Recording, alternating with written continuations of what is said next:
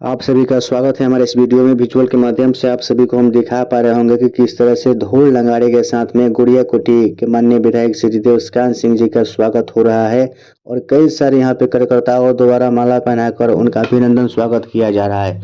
यह दृश्य बसंतपुर प्रखंड अंतर्गत बैजूपुर पंचायत का है, जिस पंचायत में आज पंचायत सरकार भवन का शिलान्यास माननीय विधायक श्री देवस्कांत सिंह जी के द्वारा होना था।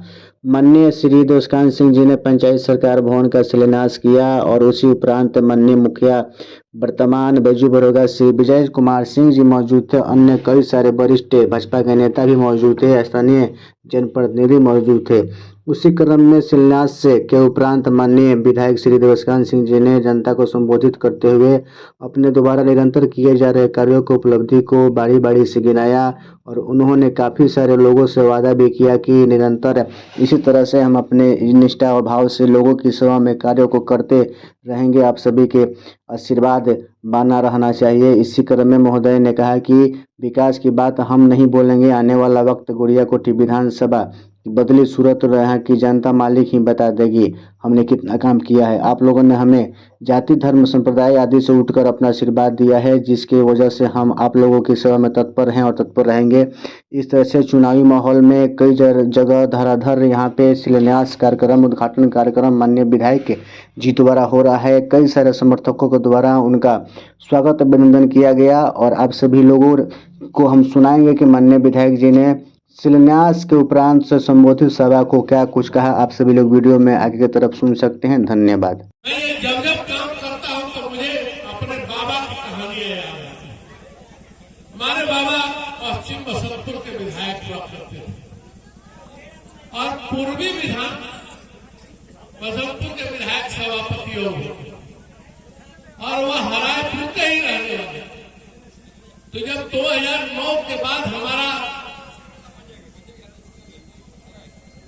जो भौगोलिक सत्यापन नया विधानसभा का हुआ, तो जब हम इन क्षेत्रों में आने लगे तो हम खोजने लगे कि भाई हरायपुर की स्थिति क्यों, जिसने उस समय स्वतंत्र भारत के प्रथम विधायक को दिया, पूर्वी बसंतपुर के हरायपुर की स्थिति क्यों है। तो मुझे लगा इसके पूर्व के जो भी नेता यहाँ आए उन्होंने अपना जात बजाया, उन्होंने अपना जमात कमाया, लेकिन यहाँ के लोगों का दुख और दर्द को नहीं समझा, जिसके चलते आज बैजू बड़ौदा पंचायत पिछड़ा था। आज मैं आपको गारंटी करता हूँ कि उस दिन गया था तो कहा कि फिर कुछ दिनों में आपके यहाँ शिलान्यास के लिए आऊंगा। उस दिन आपके हरायपुर गांव से नहर हो जाने वाली सड़क का शिलान्यास था।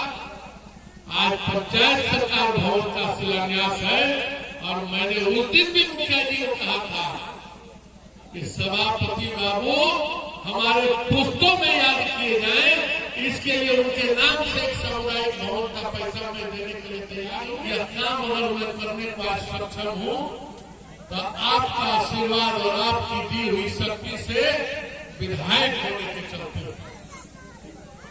आपकी दी गई शक्ति ने मुझे इस स्तर पर पहुंचाया है, इस मुकाम पर पहुंचाया है कि आपका चरण वंदन भी कर सकूं और आपकी सेवा भी कर सकूं। ऐसे तो हम उस पार्टी के कार्यकर्ता हैं, सिपाही हैं, जो सबका साथ, सबका विकास, सबके लिए विश्वास लेकर करते हैं और सबका प्रयास सहयोग में लेते हैं।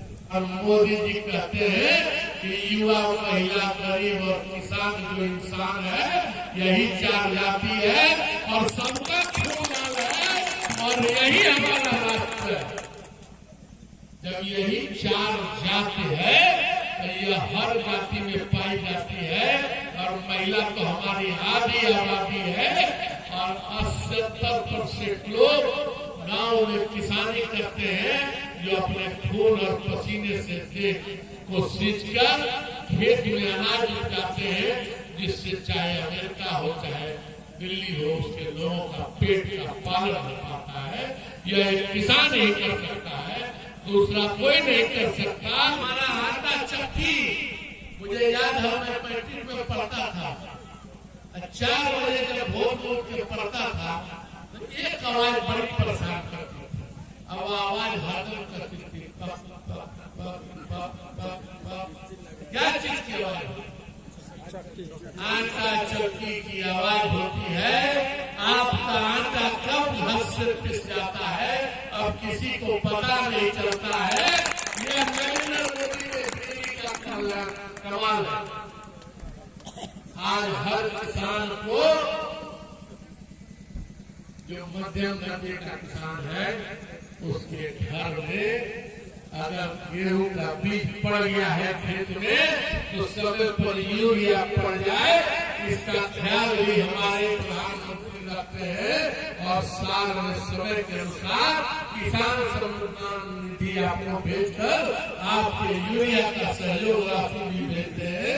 और इसीलिए संभव है कि मोदी है तो मुमकिन है, और मोदी की गारंटी है तो कोई चीज मुश्किल नहीं है। आज मोदी के रहते कोई यह सोच भी नहीं सकता कि भारत के तरफ कोई गलत हो जाए। 9वीं से 5वीं नंबर पर आर्थिक स्थिति आ गई है। हम 27 के मार्च में पहले 3 आर्थिक मजबूत राष्ट्रों में होंगे। उस समय भारत की आर्थिक स्थिति इतनी मजबूत होगी कि कोई भी देश को बिना भारत से व्यापार और भारत के बिना लेन देन के, बिना इसके रुपये के काम नहीं चलेगा। जब यूक्रेन रशिया वार चल रहा था तो भारत पाकिस्तान हो या भूटान हो या बांग्लादेश नेपाल हो, सारे लोगों को, अपने लोगों को बचाने के लिए भारत के झंडे को उठा के कहना पड़ा, भारत माता की। और इसी आवाज पर वह लोग वहां से बचकर निकल पाए। जिस रामलला को 500 वर्षों तक इन लोगों ने इससे भी खराब तंबू में रखा, उन्होंने कहा रामलला आएंगे तो देश टुकड़ों में बट जाएगा। आज रामलला आए भी अपने सिंहासन पर विराजमान हुए। राम का मंदिर का राष्ट्र निर्माण भी हुआ।